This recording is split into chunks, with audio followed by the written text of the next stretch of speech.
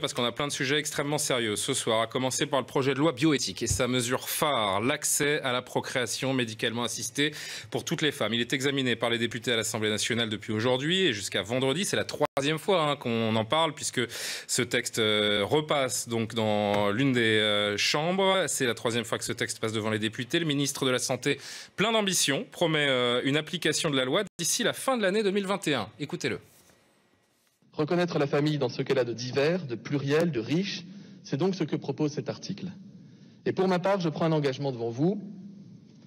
Les textes d'application de la loi, ils doivent être préparés dès à présent pour pouvoir être publiés immédiatement après la promulgation de la loi, afin que des couples de femmes puissent s'inscrire dans des parcours de PMA dès la rentrée et que de premiers enfants puissent être conçus avant la fin de l'année 2021. C'est-à-dire, mesdames et messieurs les députés, que nous y sommes enfin. Ludovine de la Rochère, présidente de la Manif pour tous. Vous êtes au cœur de la contestation contre la PMA, cette promesse du président, de l'exécutif. Vous n'y êtes pas favorable, contrairement à une majorité de Français, on le verra dans un instant. 67% des Français sont favorables à la PMA pour les couples de femmes. Il n'était que 24% à être favorables en 1990. Il y a une évolution de la société. Pourquoi n'évoluez-vous pas dans le même sens que la société, Ludovine de la Rochère ? Alors la première des choses, c'est que ça n'a jamais été une promesse de campagne d'Emmanuel Macron. Ça n'était pas dans le programme qui a été distribué dans toutes les boîtes aux lettres des électeurs français. Ça, c'est un point important. Il n'a pas été élu avec ce point validé par l'ensemble des Français. Autrement dit, politiquement, c'est important. Deuxièmement, 67% des Français favorables, il y a une évolution sur le sujet, mais prenons l'ensemble des sondages, 85% des Français estiment que l'enfant né par PMA a le droit d'avoir un père et une mère. Si l'on a l'honnêteté de prendre l'ensemble des sondages, on voit que c'est beaucoup plus complexe qu'il n'y paraît. Et l'enfant né par PMA, qui est le premier concerné par la PMA, avant les adultes même, eh bien, quand on prend ce point de vue-là, c'est radicalement différent. Et j'ajoute que j'entends tout le temps le gouvernement, tel ou tel ministre dire il y a eu les états généraux de la bioéthique, il y a eu beaucoup de débats. Les états généraux de la bioéthique, le gouvernement n'assume pas de le dire. Plus de 80% des participants ont exprimé leur opposition après des jours et des heures de débat, etc. Donc, de manière argumentée, ils ont exprimé leur opposition à la PMA sans père. Cela se trouve et se voit sur le site internet officiel des États généraux de la bioéthique. Et du point de vue des débats parlementaires, le Sénat a rejeté la PMA sans père, il a rejeté d'autres mesures aussi de ce projet de loi, et finalement, on est confronté à une volonté de passer au forceps. Pardon, Ludovine de la Rochère, mais on ne peut pas contester qu'il y a ce besoin pour certaines femmes de faire un enfant. De toute façon, si ce n'est pas autorisé en France, elles iront le faire à l'étranger. Le débat, il est légitime. Alors attendez, qu'il y ait des personnes, des femmes qui font des bébés dans le dos des hommes, par exemple, ou qui font des bébés toutes seules et qui se débrouillent, ou des couples de femmes qui cherchent une solution pour avoir un enfant. Ça n'est pas le sujet. Le sujet, là, c'est que le législateur, la République française... C'est un peu le sujet, quand même. La France envisage de priver volontairement des enfants de père et pour toute leur vie, simplement parce qu'ils sont soumis à une pression idéologique très forte. Cette pression, elle est liée à la question à l'idéologie du genre. Alors, je ne vais pas développer la... On vous a déjà opposé cet argument, mais vous savez très bien qu'il y a des enfants qui vivent très bien avec deux mamans ou qui vivent bien dans des familles monoparentales. Le Comité consultatif national d'éthique dit lui-même que toutes les études sont biaisées d'un point de vue méthodologique en la matière. Il n'y a pas d'études qui soient fiables et c'est tout à fait officiel. Et par ailleurs, un enfant qui est élevé dans un contexte comme celui-ci, d'abord, j'espère que heureusement ils vont le mieux possible, bien entendu, mais après, comment voulez-vous qu'ils puissent exprimer une absence, un manque dont témoignent tous les enfants qui n'ont pas de père ou de mère ou qui sont séparés d'eux, tout le monde, mais là, ils ont un conflit de loyauté avec leur mère entre guillemets, puisque un enfant n'a pas de mère, il a une mère et une belle-mère éventuellement, mais comment voulez-vous qu'il puisse exprimer librement ce qu'il ressent? On le met dans un conflit de loyauté, on l'instrumentalise et c'est une honte. Toute l'expérience humaine nous montre que les enfants qui ne connaissent pas leur père ou leur mère ou leurs deux, qui sont séparés d'eux, j'insiste, ressentent un manque, une absence. Et nous avons eu beaucoup de témoignages, y compris d'adultes. Oui, mais on peut vous opposer évidemment que l'argument de famille tout à fait normale, un père, une mère et des enfants qui sont sont dévastés pour X raisons. Mais quels que soient les contextes... Vous avez d'ailleurs tous les couples qui ont eu des enfants par PMA, quand vous entendez ceux pour lesquels on a du recul, donc depuis plusieurs années, quand vous entendez les enfants, dans 99,9% des cas, ils parlent d'une famille heureuse dans laquelle ils vivent parfaitement. Les enfants nés de PMA, c'est une autre question, la PMA. Mais les enfants nés de PMA avec tiers donneur, on a dit que c'était formidable. Ils ont tous constitué des associations pour avoir la levée de l'anonymat de celui qui est à l'origine, qui leur a donné la vie, puisqu'il a donné ses gamètes. Ils ont constitué des associations. On a dit que statistiquement, ils ne se rencontreraient pas, il n'y a pas de problème. Certains sont en couple et certains ont eu des enfants, pour plein de raisons, de retrouvailles, de compréhension, que sais-je, parce que ce sont des questions humainement extrêmement importantes. Et pour des raisons politiciennes, pour des raisons idéologues, et aussi en cédant à la pression du désir d'enfant, qui est bien compréhensible, évidemment, eh bien, on va dans cette voie-là, alors que le premier que nous devrions respecter, ne serait-ce d'ailleurs que du fait de la Convention internationale des droits de l'enfant, le premier qu'on doit respecter, c'est le plus petit, c'est le plus faible. Or non, on veut lui imposer cela, sciemment, volontairement, et c'est le législateur qui l'envisage. C'est révoltant d'injustice, d'idéologie. L'enfant n'est pas un droit, il n'est pas un dû, c'est inacceptable. Près de 80 parlementaires LR dénoncent une absence du sens des priorités du gouvernement. Ils estiment qu'il existe des sujets bien plus urgents. Est-ce que les questions sociétales doivent attendre que le pays sorte de la crise sanitaire? Tatiana Renard-Barzac, qu'est-ce que vous répondez à Ludovine de la Rochère également? Plein de choses. D'abord, on le constate depuis quelques années, on peut dire une obstruction parlementaire de la part en effet d'un groupe de députés LR qui dès qu'on 1700 amendements ont été déposés, dont 850 de la droite. Et donc ça fait plusieurs années que ça dure, et dès qu'on touche à des questions qui sont des avancées sociétales majeures, mais qui posent question évidemment dans la société et qui divisent profondément les partis politiques, que ce soit l'IVG, que ce soit la fin de vie, avec par exemple la question de l'euthanasie, ou que ce soit l'ouverture de la PMA à toutes les femmes, évidemment qu'on se trouve confronté à des obstructions parlementaires, parce que ça crée des débats. Alors, et c'est vrai que d'ailleurs, ce très long débat qui dure depuis maintenant 4 ans, et cette navette parlementaire, on est, vous le disiez, à la 3e lecture quand même, est très symptomatique de cela. C'est-à-dire que je pense que le péché originel, en fait, c'est de ne pas d'avoir inscrit justement la loi, l'ouverture de la PMA pour toutes, dans la loi de bioéthique. C'est-à-dire que beaucoup de députés considèrent qu'elle aurait dû être séparée et à part pour qu'il y ait en effet une procédure qui soit plus simple. Les sénateurs l'ont complètement rayé, c'est pour ça qu'on se retrouve en 3e lecture. Alors, les sénateurs l'ont rayé pour une simple bonne raison, c'est qu'en fait, ils ont dissocié l'ouverture de la PMA pour toutes avec une condition sine qua non pour certains qui est quand même essentielle, qui est de pouvoir d'être remboursé par la sécurité sociale quand une femme entreprend une démarche de PMA. Donc ça, c'est la première chose. Ah, exactement, pardonnez-moi. En fait, ils ont c'est ce que les sénateurs... pour les femmes seules de l'article 1er. Ensuite, il y a eu un vote avec une manipulation qui a conduit à un oui, puis à un non sur la PMA post-mortem, à la suite de quoi l'article 1er a été rejeté dans sa totalité. Et il n'y a pas eu de nouveau vote. Donc c'est plus compliqué que ça. Non, c'est à la suite. Et nous verrons la 3e lecture. On ne va pas rentrer parce que c'est très technique. Mais poursuivez, s'il vous plaît. Deuxième chose, pour répondre à ce que vous disiez, c'est évidemment l'argument des opposants à l'ouverture de la PMA pour toutes, c'est la question des études qui auraient été faites. Alors la question, c'est qu'en fait, le problème, c'est qu'il n'y a pas d'études d'impact à ce jour sur ce que fait en fait une famille homoparentale ou une mère célibataire avec un enfant né de PMA. Mais il y a en effet différentes études. Qu'est-ce qu'elles nous disent, ces études? Ces études, elles ont été faites aux États-Unis, dans des pays anglo-saxons, en Israël et en Belgique. Elles nous disent qu'il n'y a pas en fait d'impact sur des enfants qui évoluent, qui sont nés dans des familles homoparentales. C'est en fait... Laissez-moi finir, je vous réponds après, je vous ai écouté, je finis juste mon propos. Allez-y. En fait, l'argument des opposants à la PMA, c'est de dire que c'est la structure familiale en fait qui est en cause. Non. La réalité, ce que ces études montrent, c'est qu'en fait, le plus important, c'est pas la structure familiale, le plus important, c'est justement les relations au sein de cette structure familiale.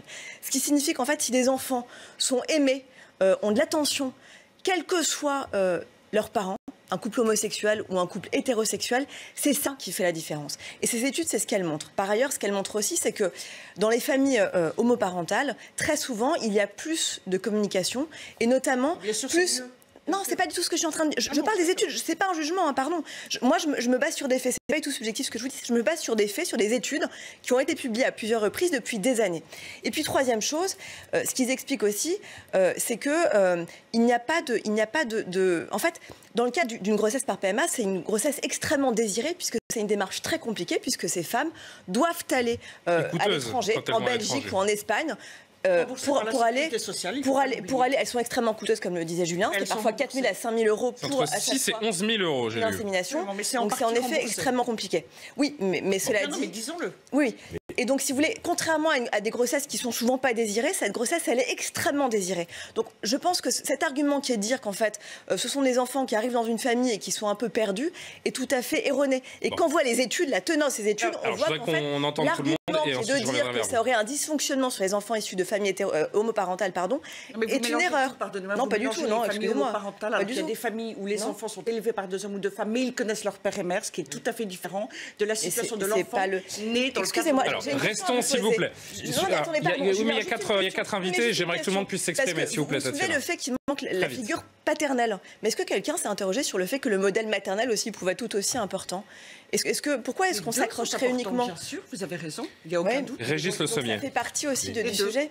Moi, j'ai juste une question, parce qu'il m'a semblé qu'au début, Tatiana, vous aviez dit qu'il n'y avait pas assez d'études, et en fait, vous dites après qu'il y a des études. Non, pas ça. Je dis qu'il n'y a pas eu d'études d'impact en France sur le sujet. En revanche, il y a différentes études qui ont été menées dans le monde entier, c'est ce que je disais, dans les pays anglo-saxons, en Belgique. Mais pas en France. Oui, mais pardon, mais la problématique est la même partout. Excusez-moi, Régis, la problématique. Bien sûr, non, c'est pas la même. Avançons, s'il vous plaît. Aux États-Unis, c'est très différent. Aux États-Unis, vous avez des donneurs anonymes comme ça, et vous avez des femmes qui ont découvert finalement qui était en mettant finalement le nom du donneur sur des sites internet. Il y a eu des cas comme ça, et il y a des familles qui se sont regroupées. On s'est aperçu qu'il y avait un père qui avait eu 15 enfants, et il y a eu des histoires comme ça. Souvent dans la même ville, et c'est très dangereux aux États-Unis justement parce que des frères et sœurs peuvent se côtoyer sans le savoir. Voilà, c'est compliqué. Je voudrais qu'on avance. On a vu ce chiffre, s'il vous plaît.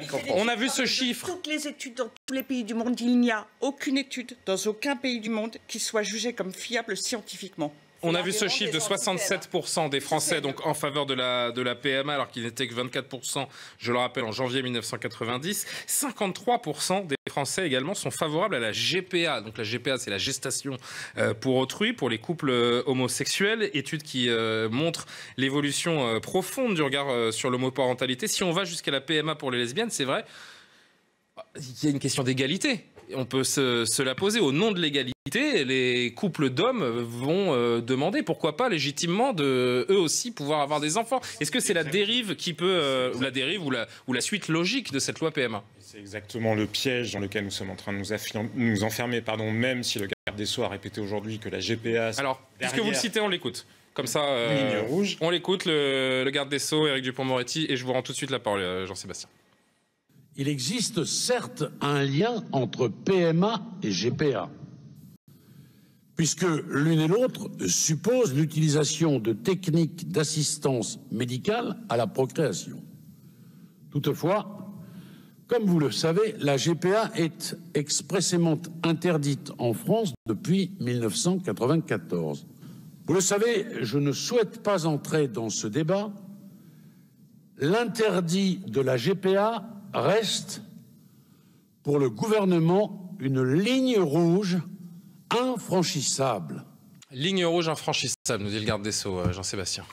Si on raisonne d'ici 2022, oui, mais vous voyez bien la logique juridique qui est construite à partir du moment où on ne construit plus la loi centrée sur l'enfant, mais sur le droit à l'enfant et donc du point de vue de l'adulte. À partir du moment où ce qui l'emporte désormais, c'est cette notion d'égalité entre des individus, vous verrez que mécaniquement, et parce que la jurisprudence européenne nous y poussera aussi, une fois que des femmes vivant en couple pourront avoir un enfant, on dira il est injuste que des hommes, eux, ne puissent pas avoir recours à une technique de procréation médicalement assistée. Maintenant, derrière ce sujet-là, il y a le sujet de la parentalité, il y a le sujet humain. Mais bien sûr que des parents homosexuels peuvent être parfaitement dignes et élever très bien leurs enfants. Ce sont deux questions totalement différentes. Là, le sujet, c'est de nier l'existence soit du père, soit de la mère, selon qu'on parle de PMA ou de GPA d'ailleurs, ou de PMA.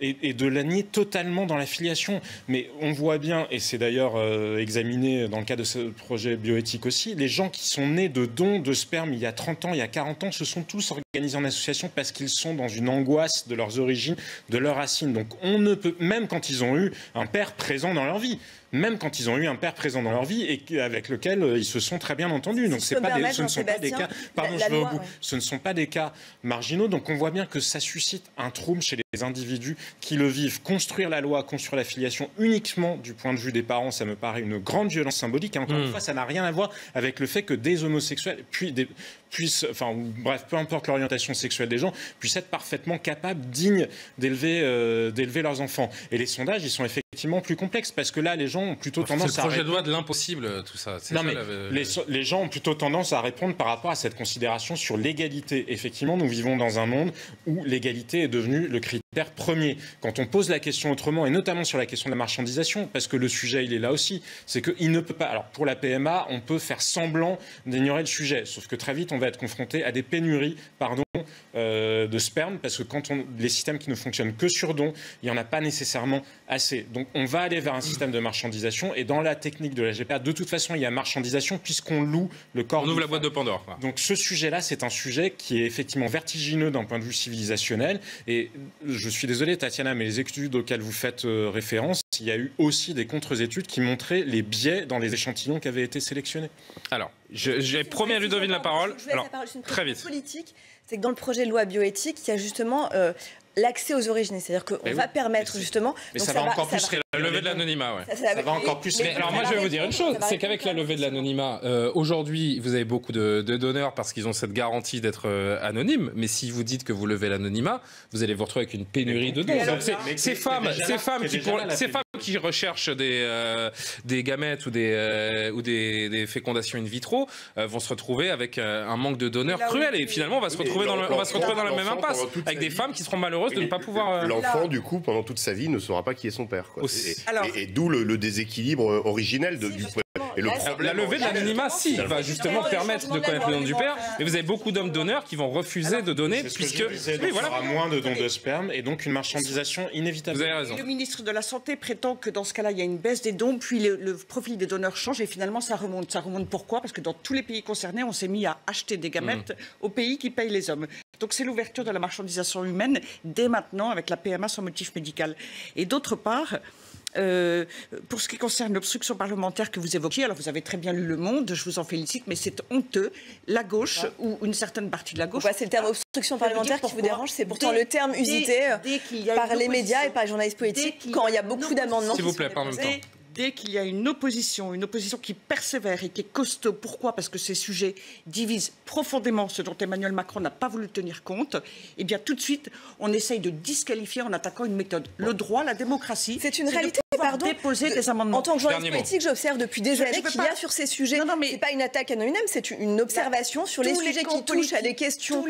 C'est une réalité, pardon. L'obstruction parlementaire, bien sûr, mais évidemment, mais bien sûr, c'est le cas. Mais là, en l'occurrence, on parlait d'un sujet très précis, donc mon propos était extrêmement précis, mais évidemment que cette obstruction elle est de mise, c'est le jeu parlementaire. C'est une manière de ne pas accepter l'opposition, de ne pas accepter le débat. Mais je voudrais revenir sur la question de la gestation pour autrui. Contrairement à ce que le gouvernement ne cesse pas de dire, la GPA est traitée à l'article 4 bis du projet de loi de bioéthique. Je m'explique. Cet article 4 bis, qui à chaque fois diffère d'une version dans ses passages à l'Assemblée nationale ou au Sénat, concerne la retranscription de la filiation d'intention pour les adultes qui ont eu un enfant par GPA à l'étranger avec leur conjoint. Reconnaître la filiation d'intention, c'est reconnaître le principe de la GPA. Et qu'on le veuille ou non, et contrairement à ce qui est dit sans cesse, la GPA est déjà dans le texte. Et évidemment, quand on ouvre la marchandisation humaine, quand on crée une filiation fictive avec prétendument deux mères pour un enfant, quand on détourne la médecine de sa finalité pour réaliser les désirs individuels, on met en place toutes les conditions de la légalisation de la GPA. L'enfant n'est pas un droit, en fait. Au quinquennat suivant. Et on est confronté à une idéologie qui considère extrêmement individualiste et progressiste. Elle prétend que c'est un progrès, c'est faux évidemment. Elle considère que l'enfant finalement est un dû, il est un droit. Et ce que dit, je reviens au propos d'Olivier Véran, il y aura les premières naissances avant la fin du quinquennat. Ce sont des naissances d'électoralisme, c'est une honte. Les enfants, c'est pas de la production. C'est un calendrier électoraliste selon vous. Il faut quand même penser à ces femmes qui ont un vrai désir d'enfant et qui attendent depuis des années, parce qu'on sait que c'est jusqu'à 43 ans qu'on peut avoir accès à la PMA, c'est la première chose. Et deuxièmement, vous parlez parlez de l'enfant, des droits de l'enfant, mais en fait ces études elles sont intéressantes puisque justement elles expliquent en fait comment le vivent les enfants. Et je pense que si on changeait le regard, si on pensait le regard sur ces enfants justement qui sont dans des familles homoparentales et sur leurs parents qui sont homosexuels, peut-être que les choses évolueraient aussi. Je vais rappeler tout de même que 11 pays de l'Union européenne ont déjà ouvert la PMA à toutes les femmes. Certains ont même ouvert leurs frontières à celles qui ne peuvent pas y avoir recours dans leur propre pays. C'est le cas de l'Espagne, de la Belgique, du Danemark, de la République tchèque, évidemment. Tout a un coût, entre 6 et 11 000 euros. Je le disais un petit peu plus tôt. On peut se poser la question, évidemment, de la cohérence, de la cohésion au sein de l'Union européenne également sur ces questions. Mais bon, on aura l'occasion d'y revenir. Projet de loi étudié toute la semaine donc à l'Assemblée nationale. La polémique, vous en avez forcément entendu parler ou alors vous